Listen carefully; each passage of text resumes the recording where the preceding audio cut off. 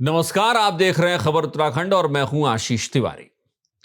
पिछले कुछ दिनों में राजनीतिक घटनाक्रम उत्तराखंड में बड़ी तेजी से बदले हैं। ऐसा लगा कि मानो सब कुछ धामी सरकार के विपरीत ही जा रहा है। बहुत सारी ऐसी घटनाएं हुई जिनका जिक्र आज सिलसिलेवार करेंगे हम अपने शो में, और इसके साथ ही ये एनालिसिस भी करने की कोशिश करेंगे कि पिछले कुछ दिनों में बदले राजनीतिक माहौल और जो घटनाक्रम हुए हैं उसमें भारतीय जनता पार्टी कहां है, बतौर संगठन कहां है, और बतौर संगठन बीजेपी ने सरकार की कितनी सहायता की है, और की है तो कितनी की है, और नहीं की है तो क्यों नहीं की है, इस पर भी आज हम चर्चा करेंगे। आगे बढ़े उससे पहले आपसे गुजारिश कि चैनल को सब्सक्राइब करना और बेल आइकन दबाना बिल्कुल न भूलें, इससे हमारा मनोबल बढ़ता है। पिछले कुछ दिनों में उत्तराखंड में बहुत सारे ऐसे घटनाक्रम हुए जिसने धामी सरकार को कटघरे में खड़ा किया है। सबसे पहले अंकिता हत्याकांड की दोबारा जिस तरीके से आवाज, उसकी जांच की आवाज उठी, सीबीआई जांच को लेकर सरकार सवालों के घेरे में आ गई। न सिर्फ सरकार ने कोशिश की कि इस मसले को फिलहाल टाल दिया जाए, बल्कि यह भी कोशिश की कि फिर से न वीआईपी का मसला आए सामने, न तो सीबीआई जांच की बात उठे। लेकिन ऐसा हुआ नहीं। राज्य की जनता लगातार इस पर आवाज उठाती रही और हालात ये हुए कि राजधानी में लोगों ने प्रदर्शन शुरू किया। इसके बाद सरकार बैकफुट पर आई और उसने सीबीआई जांच के आदेश दे दिए। कथित वीआईपी को लेकर भी जांच अब शुरू हो गई है। ये जो जनबल है, जो जनता का सामर्थ्य था, उसके बदौलत ही ये संभव हो पाया। इस पूरे केस में आप देखिए कि बीजेपी कहां था, इस पर हम चर्चा करेंगे आगे। इसके बाद उर्मिला सनावर सामने आती हैं। कथित रूप से वो जितने खुलासे करती हैं वो बीजेपी को बहुत परेशान करता है, साथ ही साथ सरकार के लिए भी परेशानी का सबब बनता है। इसके बाद काशीपुर में सुखवंत किसान की आत्महत्या ने भी बहुत बड़े पैमाने पर सरकार को परेशान कर दिया था। यही नहीं, इसके साथ ही कोटद्वार की घटना भी हुई। कोटद्वार की घटना ने भी सरकार पर एक सवालिया निशान लगाया कि आखिर क्या वो बजरंग दल के कार्यकर्ताओं के सामने बेहद लाचार हो गई है। ये तमाम वो घटनाक्रम है जिसने सरकार को पिछले कुछ दिनों में चुनौती दी है, और इसमें कोई दो राय नहीं है कि लॉ एंड ऑर्डर को लेकर सरकार सवालों के घेरे में है। कुछ सरकार के अपने लोग सरकार को इन सवालों के कटघरे में खड़ा कर रहे हैं। राजधानी देहरादून में एक हफ्ते में अगर 3 हत्याएं हो जा रही हैं तो वाकई में ये लॉ एंड ऑर्डर के ध्वस्त हो जाने की गवाही है। लेकिन इन सब से इतर अब कोशिश करिए, समझने की कोशिश करते हैं कि भारतीय जनता पार्टी इस पूरे जो तमाम घटनाक्रम हुए हैं वहां पर सरकार के साथ कितनी खड़ी आई।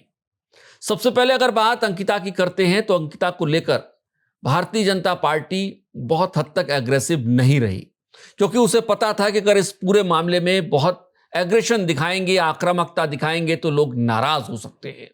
और यही वजह रही कि भारतीय जनता पार्टी बतौर संगठन बहुत नपे तुले कदमों के साथ इस मसले पर चलती रही। और इसमें न बोलने का एक वजह सबसे बड़ी ये थी कि इसमें खुद दुष्यंत गौतम के नाम का सामने आना।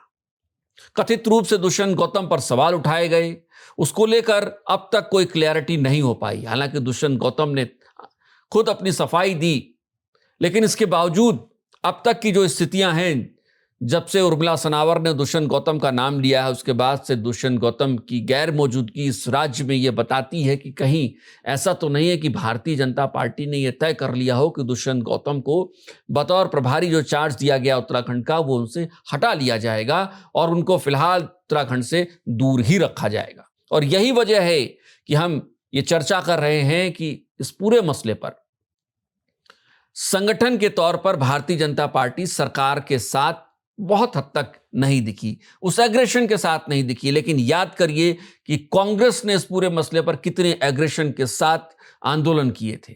न सिर्फ कांग्रेस ने किए बल्कि उत्तराखंड क्रांति दल ने भी किए और तमाम दलों ने किए। और यही वजह थी कि भारतीय जनता पार्टी इस पूरे मसले पर बहुत ज्यादा एग्रेशन नहीं दिखा पाई, बहुत दपे तुले शब्दों के साथ वो बयान जारी करते रहे। इसके बाद सुखवंत सिंह जो किसान थे काशीपुर के, उनकी आत्महत्या ने भी सरकार को सवालों के कटघरे में खड़ा किया था। और यहां भी भारतीय जनता पार्टी बहुत हद तक शांति रही। और इसके बाद एक ऐसा घटनाक्रम भी हुआ जिसने भारतीय जनता पार्टी के मुंह पे मानो टेप लगा दिया हो। अरविंद पांडे का घटनाक्रम याद है आपको? अरविंद पांडे किस तरीके से अपनी ही सरकार को सवालों के घेरे में खड़ा करते रहे और सरकार उनके सवालों के जवाब नहीं दे पा रही थी। और सरकार की छोड़िए, भारतीय जनता पार्टी के नेताओं को भी, संगठन को भी इस पूरे मसले पर बोलना संभव नहीं हो पा रहा था। क्या बोले क्या ना बोले, क्योंकि वो विधायक हैं, ये सरकार है, वो संगठन है, आपस में ही तलवारें खिंची पड़ी हैं। और इसके बाद जब कानून व्यवस्था ध्वस्त होती गई तो कैबिनेट मंत्री की बेटी सरेआम फेसबुक पर लिखती हैं कि इस तरीके की घटनाएं वाकई में हैरान करने वाली है। यानी आप समझिए कि संगठन किस तरीके से इस पूरे मसले पर एक निश्चित दूरी बनाकर खड़ा रहा, यानी वो देखता रहा। और यही वजह है कि हम ये सवाल उठा रहे हैं कि क्या भारतीय जनता पार्टी में, उत्तराखंड में कुछ बड़ा पक रहा है। और जैसा हमने इसके पहले चर्चा की कि क्या वाकई में दुष्यंत गौतम को उत्तराखंड के प्रभारी के पद से हटाया जा सकता है? क्या आने वाले वक्त में कुछ ऐसी नियुक्तियां हो सकती हैं जो संगठन को एक नए सिरे से और नए तेवर के साथ आगे ले जाएं? क्योंकि ये संदेश न सिर्फ उत्तराखंड में गया है कि संगठन ने एक निश्चित दूरी बनाकर रखी है सरकार से, बल्कि दिल्ली आला कमान भी इस बात से वाकिफ है कि सरकार और संगठन के बीच में जो निश्चित दूरी बनी हुई थी, ये वाकई में आने वाले समय में एक बड़ा गुल खिला सकती है।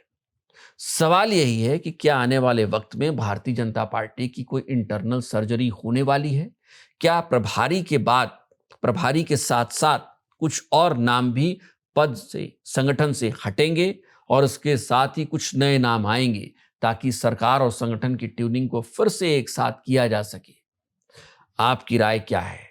क्या वाकई में बीजेपी में कुछ बड़ा पक रहा है? 27 से पहले क्या कोई बड़ी सर्जरी बीजेपी को करनी पड़ेगी अगर सरकार की वापसी होनी है तो? कमेंट बॉक्स आपके लिए है, कमेंट करके जरूर बताइएगा। और आखिर में आपसे गुजारिश कि अगर अब तक आपने चैनल को सब्सक्राइब नहीं किया है तो चैनल को सब्सक्राइब करना और बेल आइकन दबाना बिल्कुल ना भूलें। नमस्कार।